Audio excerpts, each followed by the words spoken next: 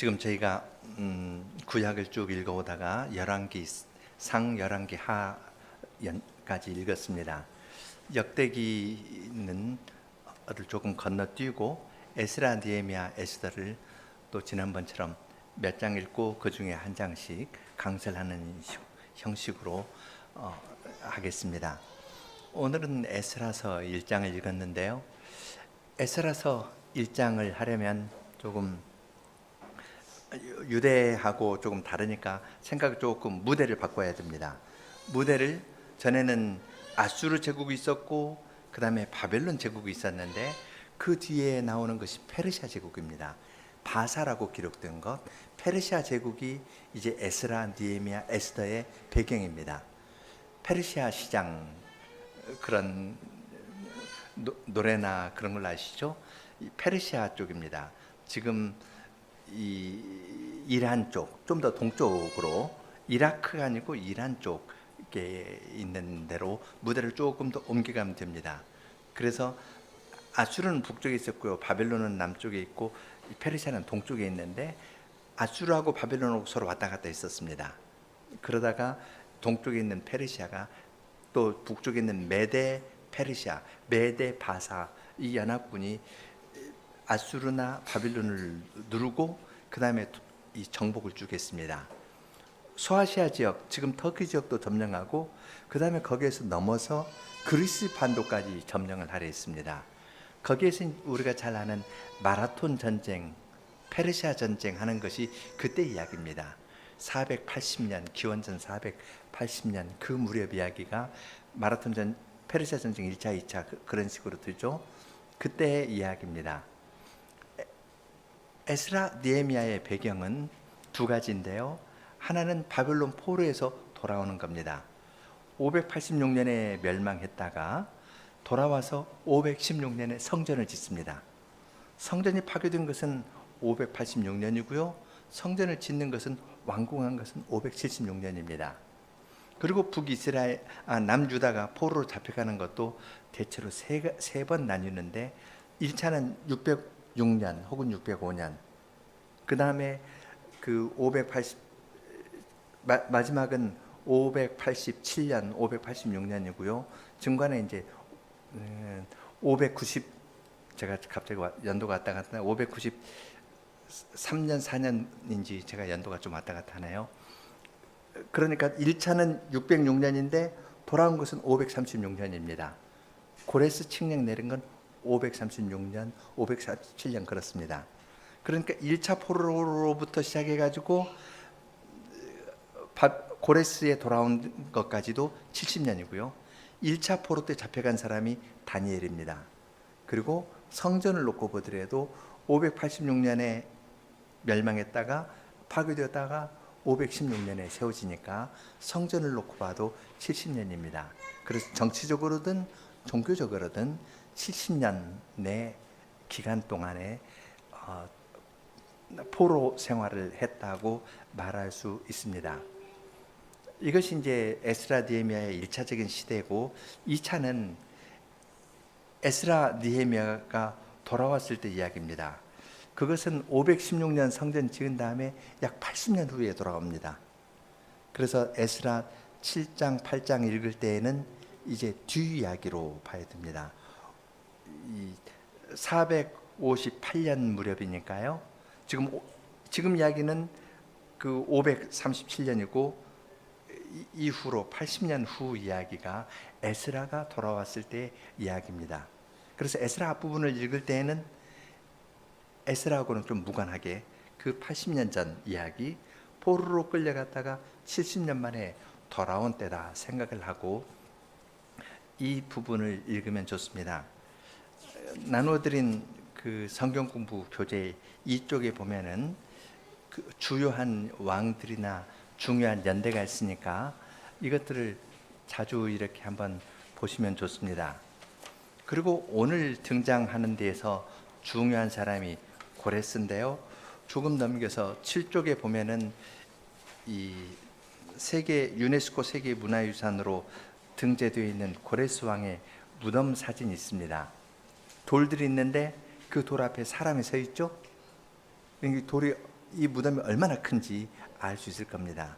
이 무덤을 이렇게 크게 하는 것은 페르시아 왕의 위엄을 나타내기 위해서 이런 큰 무덤을 세운 것을 이러한 데에서 볼 수 있습니다.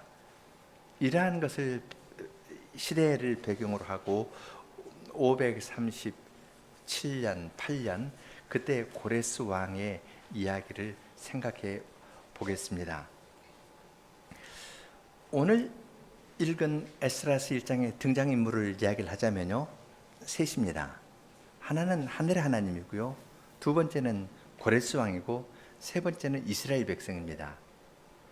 여기에서 강조해서 말하는 것이 있는데, 이스라엘 하나님 여호와께서 1절에 고레스의 마음을 감동시키사 라는 말이 1절에 나옵니다. 그리고 5절에서도 무릇 그 마음이 하나님께 감동을 받고 올라가는 사람, 달리 말하면 하나님께서 그 마음을 감동시킨 사람이라는 말이 5절에 나옵니다. 그래서 앞부분에서는 하나님께서 고레스의 마음을 감동시켜서 이스라엘의 백성을 돌아가게 한 이야기가 나오고, 뒷부분에서는 하나님께서 백성의 마음도 감동시켜 가지고 그들로 하여금 바벨론 생활, 포로 생활을 정리하고 이제 이스라엘로 올라가게 하는 이야기가 에스라서 1장의 주요한 내용입니다. 그런 큰 흐름을 생각하면서 1절부터 조금 살펴보겠습니다. 1절은 바사왕, 그러니까 페르시아 왕 고레스 원년에, 원년이라면 제1년이라는 말이죠. 왕이 되었을 때에 고레스의 마음을 하나님께서 이 감동시켰다고 이야기합니다. 여호와께서 예레미야의 입으로 하신 말씀을 응하게 하시려고 바사왕 고레스의 마음을 감동시키심에 그랬습니다. 하나님께서 예레미야로 말씀하신 것은 이스라엘이 우상을 섬겼기 때문에 그들이 포로로 잡혀가는데, 이 포로 생활은 계속되는 것이 아니라 70년 될 것이다. 70년 후에 그들이 포로로 잡혀갔다가 거기에서 돌아올 것이라고 예레미야를 통해서 말씀하신 것이 있는데, 그것을 이루시기 위해서, 예레미야의 입에서 나온 말씀을 이루시기 위해서 하나님께서 페르시아의 왕 고레스의 마음을 감동시켰다고 이야기를 합니다. 여기서 주목할 만한 표현은 고레스의 마음이라는 말, 그리고 감동시켰다는 말, 두 용어에 각각 주의를 기울일 필요가 있습니다. 감동시켰다는 것은 마음에 감아주었다, 그렇게 이해할 수도 있는데요, 감화시켰다는 것보다는 더 강한 말입니다. 흔들었다는 말입니다. 같은 말이 예레미야 51장 11절에 있는데, 여호와께서 메대 왕들의 마음을 격발하셔서 바벨론을 멸하시기로 뜻하셨나니 이는 여호와의 보수하시는 것 곧 그 성전에 보수하시는 것이라 그랬습니다. 메대 왕들, 메디아 페르시아가 연합으로 해가지고 바벨론을 멸망시켰는데 그 마음을 하나님이 감동시켰다. 에스라에서는 감동시켰다고 했는데요, 이것을 예레미야 번역에서는 격발시켰다 했습니다. 흔드는 겁니다. 하나님께서 페르시아 왕의 마음을, 메대 왕들의 마음을 흔들었습니다. 흔들어 가지고 그들이 바벨론과 싸우려고 한 것입니다. 또 하나 생각할 점은 고레스의 마음을 감동시켰다 했는데, 마음이라고 번역한 말은 고레스의 영혼 혹은 영입니다. 루아흐. 루아흐 하면 여러분 금방 생각나는 말 있죠? 여호와의 루아흐 하면은 성신을 가리키는 말입니다. 여호와께서 고레스의 루아흐를, 그의 영을 감동시켰습니다. 무엇로 영을 감동시켰을까요? 함의하는 건 성신으로 고레스의 마음을 하나님께서 흔들어 주셨다고 생각할 만합니다. 그렇기 때문에 우리가 잘 아는 것처럼 이사야서 44장, 45장에서는 고레스를 나의 기름 부음을 받은 종이라고 이야기를 합니다. 그 부분은 한번 찾아서 보겠습니다. 이사야서 44장 28절과 45장 1절입니다. 하나님께서 고레스에 대해서 이야기를 하시는데 44장 28절 고레스에 대하여는 이르기를 그는 나의 목자라 나의 모든 기쁨을 성취하리라 하며 예루살렘에 대하여는 이르기를 중건되리라 하며 성전에 대하여는 이르기를 내 기초가 세움이 되리라 하는 자니라. 나 여호와는 나의 기름받은 고레스의 오른손을 잡고 열국으로 그 앞에 항복하게 하며 열왕의 허리를 풀며 성문을 그 앞에서 열어서 닫지 못하게 하리라. 내가 고레스에게 이르기를 쭉 하면서 이 승리하도록 해라. 그렇게 이야기를 합니다. 하나님께서 고레스에게 승리를 주는 건 이스라엘을 해방시키기 위한 것이다 하면서 이사야서 45장에서 이야기를 하는데 그때 고레스를 하나님께서 나의 기름 부음을 받은 자라고 이야기하십니다. 우리 하나님은 이스라엘의 하나님이실 뿐만 아니라 하늘의 하나님이시고 세상의 제국들의 흥망성쇠를 좌지우지하시는 분이십니다. 하나님의 성전을 짓는 그 일을 위해서 하나님께서는 성신으로 고레스의 영을 뒤흔들어 가지고 천하의 영을 내리도록 하셨습니다.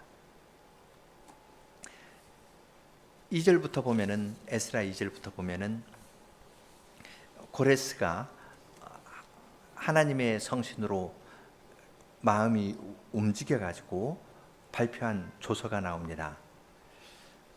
하늘의 신 여호와께서 세상 만국을 내게 주셨고 나를 명하사 유다 예루살렘에 전을 건축하라 하셨나니 이스라엘의 하나님은 참 신이시니라. 내 중에 무릇 그 백성 된 자가 다 유다 베들레헴으로 올라가서 거기 있는 여호와의 전을 건축하라. 너희 하나님이 너희와 함께 하시기를 원하노라. 그렇게 이야기를 합니다. 먼저 이야기를 하는 것은 하나님께서 나에게 명하셨다고 이야기하는 겁니다. 이스라엘 하나님은 참신이라 하고 그분이 세상 만국을 나에게 주셨고 나를 명하사 여호와의 성전을 건축하도록 했다고 이야기를 합니다. 보통 같으면 말을 이런 식으로 표현 안 할 겁니다. 어떤 신이 나에게 복을 주어 가지고 세상 만국을 나에게 주었으니까 페르시아가 바빌론을 점령했거든요. 그리고 바빌론을 지지하는 다른 나라들도 다 점령했습니다. 그 신이 나에게 복을 주었으니까, 그래서 나에게 승리를 주었으니까 내가 그의 성전을 지어 주어서 그 신을 즐겁게 하겠다. 그 신의 사랑을 계속 받기를 원한다. 이런 식으로 말할 겁니다. 일반적이면 그렇게 말하는 겁니다. 그런데 여기에서는 하나님의 신으로 고레스의 영에 하나님께서 움직이면서 그의 마음에 넣어준 말은 너 이스라엘을 올려보내서 성전을 짓도록 해라 하고 명령을 내리셨다고 이야기를 합니다. 모든 사람 위에 있는 사람이 제일 듣기 싫은 말이 무엇이겠습니까? 제국의 황제가 제일 듣기 싫은 말은 남에게 명령받는 겁니다. 집에서 자기 아내가 이야기를 해도 싫어할 겁니다. 내가 이 제국의 황제인데 당신이 이런 식으로 할 겁니다. 그 위치 때문에 사람이 남 위에 올라서는 걸 좋아하기도 하지만 그 위치 때문에 남의 명령 받는 거 싫어합니다. 그런데 고레스는 여기에서 하늘의 하나님, 나 있지만 하늘의 하나님이시고 그분은 참신이시고 그분이 나에게 찾아와서 명령하셨습니다. 내가 명령 안 들면, 순종하지 않으면 어려운 걸 생각하는 겁니다. 아주 겸손한 태도로 이야기하는 것을 볼 수 있습니다. 고레스가 이렇게 이야기를 하면서 명령하는 첫째는, 백성된 자는 다 유다 예루살렘으로 올라가서 성전을 건축하라는 것이 첫째 명령입니다. 올라가라. 바빌론에서 포로 생활하던 사람들이 예루살렘으로 올라갑니다. 올라간다는 건 성전에 예배하러 올라갈 때 주로 올라간다는 말을 씁니다. 이사해라 이렇게 말해도 될 겁니다. 이사하라, 이주해라 그러는 것이 아니라 성전에 올라가는 노래를 라는 말로 우리는 올라간다는 말이 무엇을 의미하는지 잘 압니다. 120편에서 134편까지 성전에 올라가는 노래입니다. 올라가는 건 하나님께 올라가는 건데 단지 이주하는 정도가 아니라 하나님의 성전을 건축하고 거기에서 하나님께 올라가라. 그러한 명령을 내리는 겁니다. 하나님께서는 하나님의 백성에게 그러한 명령을 내리시는데 세상 제국의 황제를 사용하여서 그러한 명령을 내립니다. 두 번째는 하나님께 올라갈 때 빈손으로 가지 말라는 겁니다. 4절인데요. 조금 문장이 복잡합니다. 4절을 다시 읽을 텐데요. 여기서 그 남은 백성이 누구인지 이걸 생각하면서 한번 잘 보십시오. 남은 백성. 이주할 때 이주하지 않는 자를 남은 백성이라고 할 텐데 여기에서는 조금 다른 의미로 사용되고 있습니다. 무릇 그 남아있는 백성이 어느 곳에 우가했든지 그곳 사람들이 마땅히 은과 금과 기타 물건과 짐승으로 도와주고 그 외에도 예루살렘 하나님의 전을 위하여 예물을 즐거이 드릴지니라 했습니다. 하나님의 첫째 명령은 성전을 짓고 성전에 올라가라는 거였습니다. 올라가서 성전을 지으라는 것이었습니다. 둘째는 성전에 올라갈 때 빈손으로 가지 마라. 그래서 금과 은 그리고 귀한 물건이나 짐승 뿐만 아니라 자원에서 드리는 예물까지 주어서 올려보내라는 겁니다. 빈손으로 가지 말고 뭘 가지고 올라가라는 것이 두 번째 명령인데 그 남아있는 백성이랑이 누구를 가리키는지 살펴볼 필요가 있습니다. 그 남아있는 백성이 어느 곳에 우거하면서 산다. 남은 백성이 정착하고 산다는 것이 아니라 이 우거한다는 건 나그네 생활한다는 겁니다. 그 남은 백성이 어느 곳에 나그네로 살아가고 있는데 그곳에 있는 주위 사람들이 그 남은 백성에게 금이나 은이나 물건이나 가축이나 자원하는 예물을 주어서 성전에 올라가게 하라는 말입니다. 그러니까 이게 그 남은 백성이 특정한 사람을 가리킨다는 걸 알 수 있겠죠? 이스라엘에서 포로로 잡혀온 사람들인데 그 땅에서 우거하고 있습니다. 그 땅에서 나그네로 살아가고 있는 자들입니다. 그 땅에 정착하지 않고 나그네로 살아가면서 하나님의 말씀에 소망을 두고 있는 사람을 지금 그 남은 백성이라는 말로 표현합니다. 그 남은 백성이 독특하게 있는데 이 사람들에게 주위 사람들은 이 주위 사람이라 할 때에는 포로로 잡혀온 다른 이스라엘 백성도 될 수 있고 아니면 원주민들 페르시아 사람이나 그런 사람들도 될 수 있을 텐데 이러한 사람들은 이들에게 예물을 주어서 이들이 예루살렘 성전에 올라가게 하라 그렇게 말합니다. 그 남은 백성이라는 말을 조금 더 그 맥락에서 보면은 이스라엘 백성이 586년, 587년에 포로로 잡혀갈 때 이들은 포로로 끌려왔습니다. 그때 현상을 보고 남은 백성이라면은 이스라엘에 포로로 잡혀가지 않은 자가 남은 백성이라 할 수 있을 겁니다. 그런데 성경에서는 이 사람들이 아니라 포로로 잡혀온 이 사람들을 남은 백성이라 했습니다. 장면을 옮겨서 바빌론에서 70년 포로 생활을 하다가 여기에서 여호와의 성전으로 올라갑니다. 어떤 사람이 올라가지 않고 남아 있습니다. 이 사람을 남은 백성이라고 하는 것이 일반적인 용례에서는 자연스러운데, 지금 고레스의 조서에서는 그걸 특정한 사람을 늘 가리킵니다. 고레스가 이것을 알고 썼는지 모르고 썼는지는 참 알 수 없는데 특정한 사람들입니다. 그 땅에 포로로 잡혀왔지만 거기에서 나그네 생활을 하고 동화되지 않는, 하나님에 대한 소망을 갖고 있는 사람을 그 남은 자라는 말로 씁니다. 우리가 이것은 이사야서의 말에서도 잘 알 수 있습니다. 굳어진 말로 사용되는데, 이사야서 10장을 한번 보겠습니다.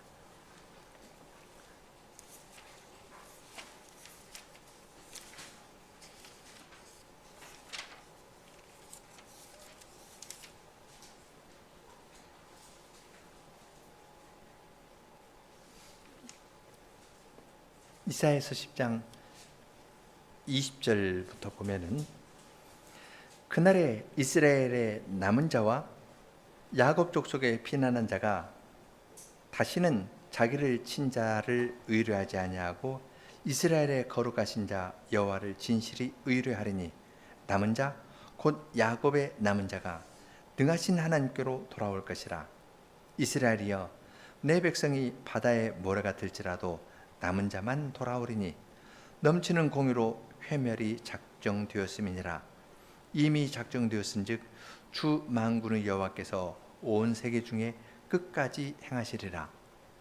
주님의 남은 자들, 그들이 흩어져 있는데 그들을 다 불러 모으시겠다고 이야기를 합니다.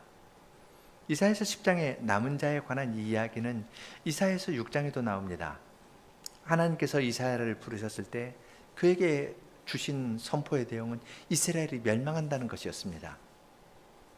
이스라엘이 멸망할 것이라는 내용을 이사야에게 선언하도록 하셨는데, 그때 마지막 절에서 이렇게 이야기합니다. 이 땅 가운데 패한 곳이 많을 때까지니라. 그 중에 10분의 1이 오히려 남아있을지라도 이것도 삼기운 바 될 것이나, 밤나무 상수리나무가 배임을 당하여도 그 그루터기는 남아있는 것 같이 거룩한 씨가 이 땅의 그루터기니라. 나무를 베면 그루터기 남아있는 것처럼 포로로 잡혀가고 끝날 것 같은데, 하나님께서 하나님의 남은 자를 보존하시겠다고 약속해 주셨습니다. 그 남은 자라는 말이 어떻게 고레스의 칙령에 나옵니다. 그 남은 자는 하나님에 의하여 거룩한 백성으로 택함을 받고 그 땅 포로 생활할 때에도 나그네 생활을 하고, 그러다가 칙령이 내리니까 아주 즐거운 마음으로 올라가게 되는 겁니다. 하나님께서 이처럼 고레스의 영을 성신으로 흔들어 주셔가지고 하나님의 계획을 그를 통해 이루어 나가시는 것이 우리는 1절부터 4절까지에서 볼 수 있습니다. 이제 두 번째로 하나님께서 그분의 백성의 마음도 감동시키셨습니다. 고레스하고 똑같은 단어라고 그랬죠. 하나님께서 그분의 백성의 마음이라고 했는데 이것도 똑같이 루아입니다. 고레스의 영을 하나님께서 흔드신 것처럼 그 백성의 마음도 하나님께서 성신으로 흔들어 주셨습니다. 개역에서는 그 마음이 하나님께 감동을 받고 그렇게 했는데, 그 히브리어 구조는 똑같습니다. 하나님께서 그의 영을 움직이신 그 사람이라고 해서 문장의 구조도 똑같습니다.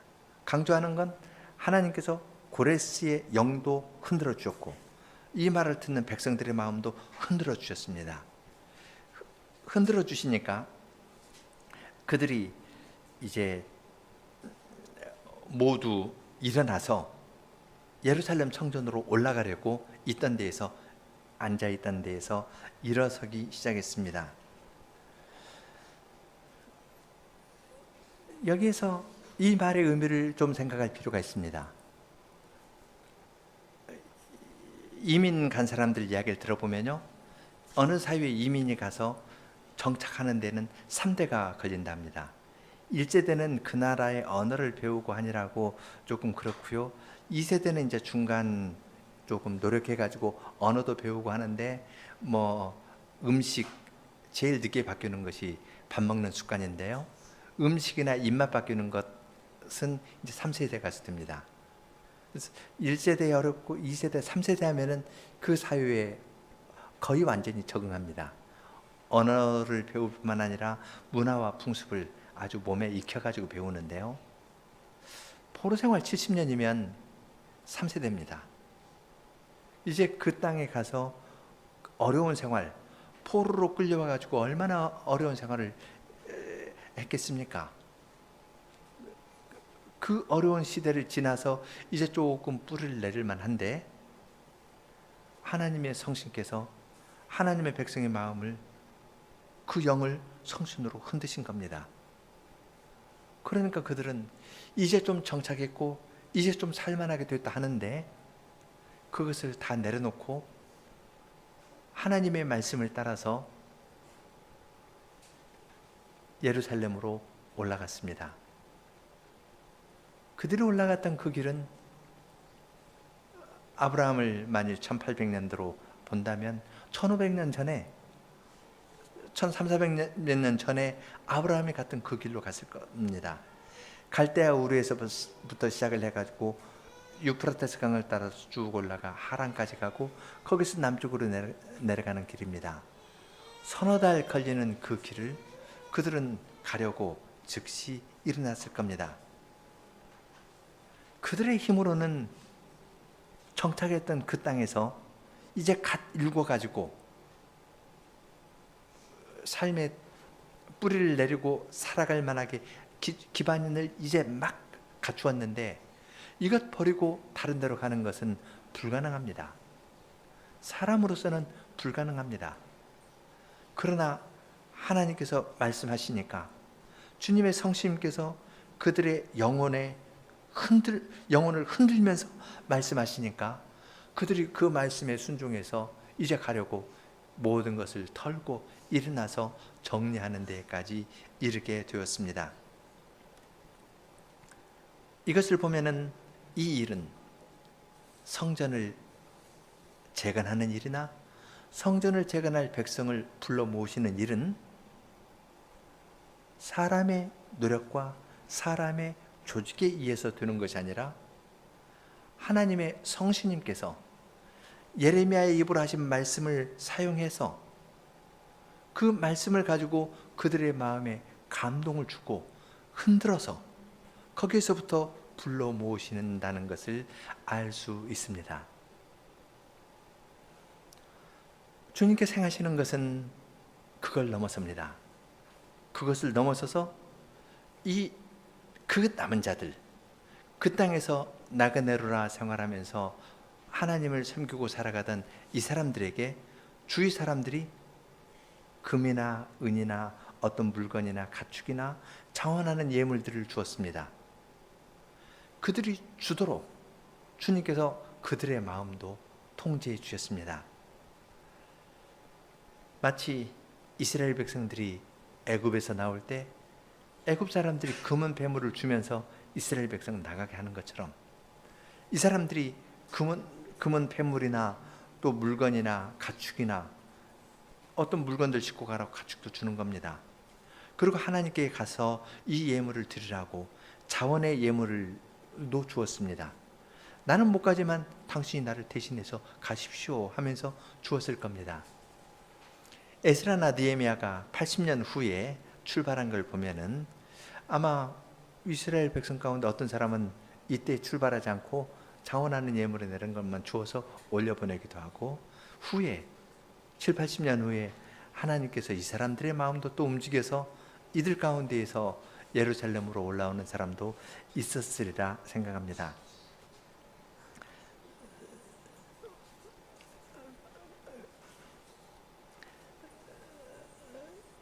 그때 고레스 왕이 이제 7절부터 보면은 여호와의 전에 어떠한 것을 주어라 하면서 구체적으로 시행합니다.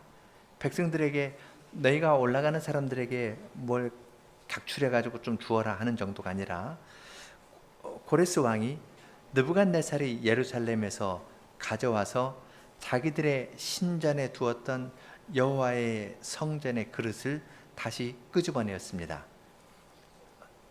느부갓네살이 예루살렘 성전에서 끄집어내 가지고 자기 신전에 모셔둔 그 그릇을 고레스가 다시 끄집어내 가지고 예루살렘 성전에 두도록 하였습니다. 그것은 그 당시 풍습입니다. 다른 지역을 점령하면요, 그 점령한 지역의 신상을 갖다가 자기들 신전에 둡니다. 그래서 만신전이라는 말을 쓰죠. 블레셋 사람들이 여호와의 언약궤를 다곤 신전에 두었던 것처럼 그렇게 합니다. 그런데 바벨론 사람들이 예루살렘 성전을 점령했을 때에는 거기 신전이 없지 않습니까? 언약궤는 사라졌습니다. 어떻게 알 수 없게. 그러니까 여호와의 집에 성전의 그릇들, 이걸 갖다가 자기들 성전에 신전에 두었습니다. 그런데 그것을 다 꺼내 가지고 다시 여호와의 집에 돌려 보내도록 하였습니다.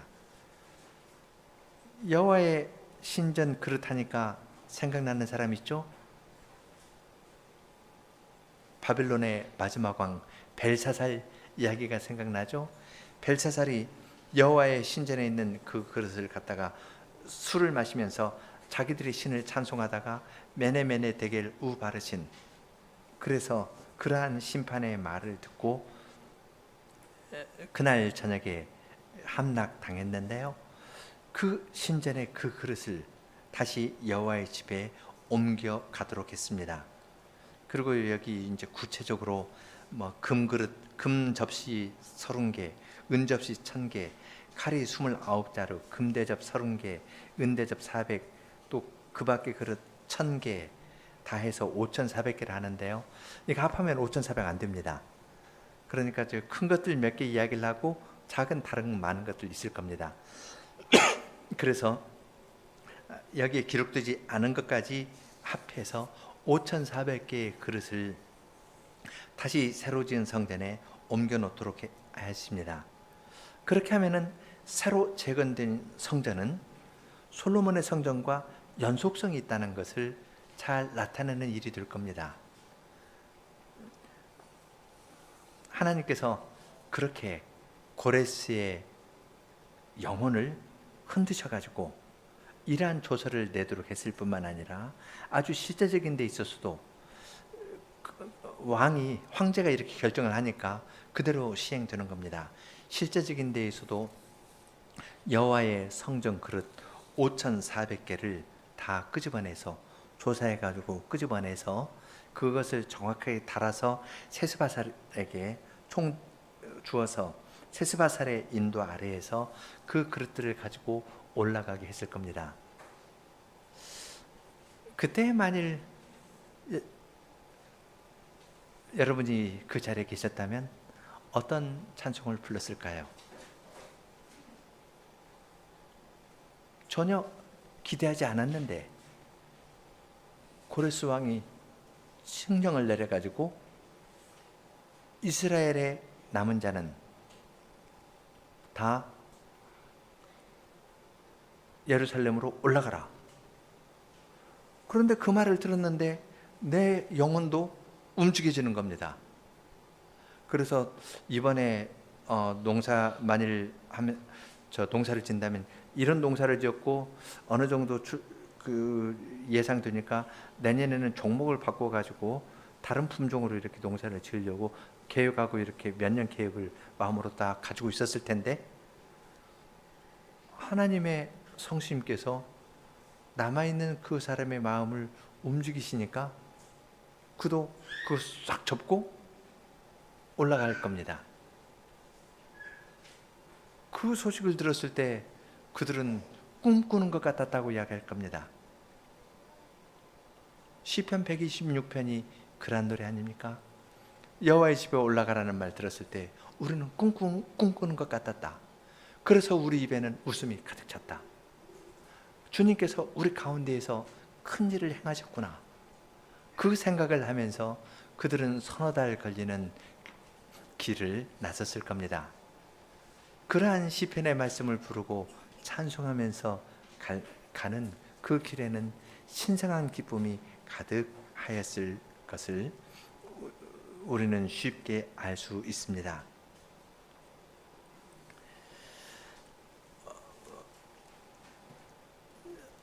하나님께서 고레스의 마음에 이러한 움직임을 주셔가지고 성신으로 움직임을 주셔서 이러한 일을 하시고, 또 백성들의 마음에도 동일하게 성신으로 움직임을 주셔가지고 그곳 생활을 다 정리하고 올라오게 하신 데에서 우리는 하늘의 하나님께서 행하시는 놀랍고 큰 일을 봅니다. 그런데 놀랍고 큰 일, 꿈꾸는 것 같은 그 일이었지만은, 꿈꾸는 것 같은 그 큰 일은 그냥 어느 날 갑자기 들은 것이 아니라 예레미야의 입을 통해 말씀하신 것을 이루려고 그렇게 하신 겁니다. 하나님께서 미리 계획하신 것가 있고 그 말을 사용하여서 주님께서는 주님의 일을 더 이루어 나가시는 것을 여기에서 볼 수 있습니다. 그리고 나올 때 그들은 출애굽의 선배들이 애굽 사람에게 물건을 받아가지고 나온 것처럼 그들은 바벨론에서 나올 때 고레스로부터 느부갓네살이 탈취했던 성전의 그릇들을 가지고 나왔습니다. 뿐만 아니라 내가 살던 이웃 사람들이 금이나 은이나 또 다른 것들을 성전에 올라가거든 하나님께 바치라고 그걸 주어서 그것을 들고 올라왔습니다. 바벨론에서 나와서 예루살렘 성전으로 가는 그 길은 출애굽하고 연결되어 있는 겁니다. 출애굽 때 큰 일을 행하신 주님께서 지금 우리에게도 큰 일을 행하실 것이다. 그런 마음을 가지고 그들은 예루살렘에 올라왔겠고, 예루살렘에 올라와서 어떤 잔치를 지냈겠습니까? 유월절 잔치를 지냈을 겁니다. 유월절 잔치를 지내면서 그들은 하나님께서 우리에게 베풀어 주신 유월절 절기가 되면요, 유월절을 지키면서 애굽에서 구원해 주시고 바벨론에서 구원해 주신 주님을 생각하며 유월절 어린 양을 잡았을 겁니다. 출애굽의 배경에서 에스라 1장을 읽고 유월절 잔치의 배경에서 이것을 읽을 때 이것은 과거에와 현재에만 미치는 것이 아니라 이건 미래를 가리킵니다. 유월절 어린 양으로 오시는 분이 우리를 모든 죄에서 구원케 해주실 날을 소망하였던 겁니다. 하나님께서 이스라엘 백성을 애굽에서 건져주시면서 나는 너를 애굽 땅 종되었던 집에서 인도하여낸 너희 하나님 여호와로라. 구원을 선언하시면서 나 외에 다른 신이 내게 있게 말지니라. 이런 계명을 주셨습니다. 그런데 이스라엘 백성은 1계명을 계속 어기고 우상을 섬겼습니다. 바벨론 포로로 갔고 여기서 구원해 주셨습니다. 이스라엘 백성은 10마디의 언약의 말씀을 다시 생각하고 나는 너를 바벨론 종되었던 데서 구원해낸 너희 하나님 여호와로라 하면서 바벨론에서 구원해 주신 하나님의 이름으로 맹세하고 하나님을 찬송했을 겁니다. 그렇게 하면서 유월절을 지킬 때에는 유월절에 어린 양으로 오실 분이 오셔서 우리를 모든 죄에서 구원해 주시고 우리를 참된 하늘 성소에, 이 땅에서 우리들이 예배드리고 가는 데에는 많은 부족이 있고 1계명을 또 어기고 또 어기는 것이 우리의 현실인데, 다시는 넘어지거나 해야 하는 일이 없는, 올무가 없는 그러한 영원한 나라로 인도하실 것을 소망하면서 그들은 아브라함이 걸었던 그 길을 걸어서 예루살렘까지 올라갔을 것입니다. 하나님께서 하나님의 언약의 말씀대로 원하시는 것을 이루어 나가시는 것을 봅니다. 70년 약속하시고 이제 구원을 베풀어 주셨는데, 그러한 구원의 은혜를 베풀어 주신 주님께서는 참된 성전을 이루시기 위하여서 사랑하시는 아드님을 보내주셨습니다.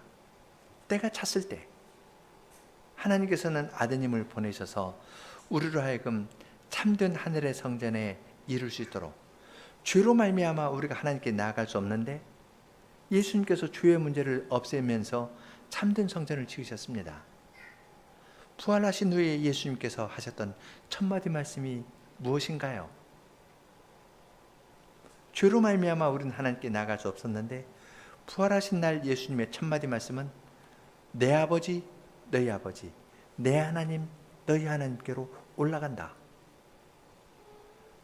예수님의 하나님을 나의 아버지라고 부르면서 하나님께 나아갈 길을 예수님께서 열어놓으시는 겁니다. 이것이 구약의 모든 제사제도가 성전과 제사제도나 모형이나 이런 것들이 가르쳤던 겁니다. 그걸 이루려고 예수님께서 오셔서 십자가의 길을 가시면서 십자가로서 참된 성전을 지으셨습니다. 이 성전을 헐라. 그러면 내가 사흘 동안에 일으키리라. 그때 이 성전은 성전된 자기 몸을 가리키는 것이었습니다. 바빌론에서 올라온 사람들이 예루살렘의 성전을 재건하였지만 하나님의 뜻에 따라서 그 일을 하면서 하나님께 나아갈 길을 그들은 붙잡고 하나님께 나아갔습니다. 하나님께서는 그러한 구약 성전이 가리키는 그 일을 사랑하시는 아드님 안에서 이루시고, 우리들로 하여금 그리스도 안에서 우리 자신을 로마서 12장 1, 2절에 시작하는 것처럼 너희 몸을 하나님께 거룩한 산 제사로 드리라. 하나님께 제사를 드리면서 하나님께 나아가면서 살도록 우리 마음을 움직이십니다. 다른 것이 아니라 하나님께서 주님의 성신으로 말씀을 사용하여서 우리 마음을 움직이시면서 주님께 나오도록 하시는 겁니다. 그럴 때 우리는 세상에 붙은 마음을 버리고 주님께 나올 수 있습니다. 주님께 나오면서도 우리는 고백합니다. 이것은 내 노력에 의해서 된 것이 아니고 주님의 무한하신 자비 때문에 되는 것입니다. 주님께서 영원한 자비하심을 우리들에게 보여주시면서 주님께 나오도록 부르십니다 하면서 우리도 즐거운 마음으로 주님의 말씀을 따라 주님께 나오고 올라가고, 바빌론 포로 생활했던 사람이 예루살렘 성전을 짓기 위해서 올라온 것처럼 우리도 주님께 올라오면서 주님을 찬송하는 겁니다. 함께 시편 126편 부르겠습니다.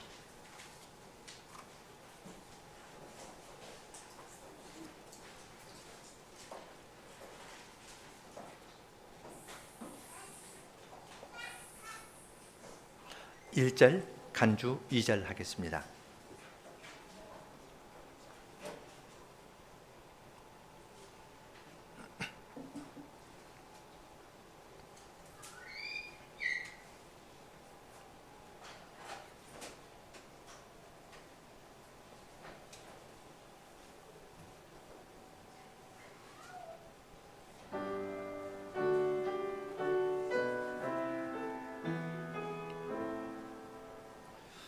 시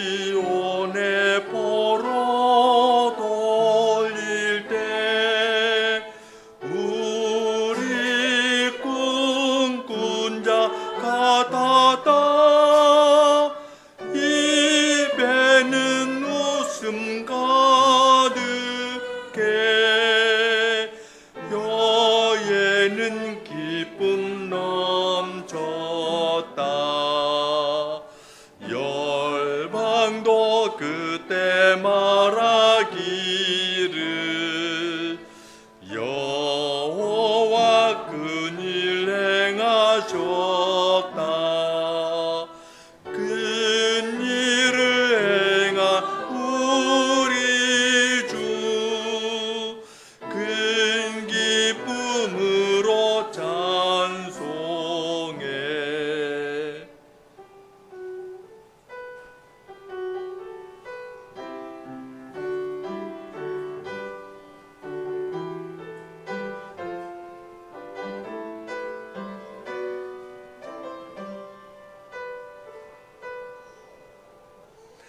남방의 시내들처럼 포로를 되돌리소서. 눈물로 씨를 뿌리니 큰 기쁨으로 거두리. 뿌릴 심매고 나가서 울면서 씨를 뿌리니는 곡식단 메고 오리라. 큰 기쁨으로 오리라.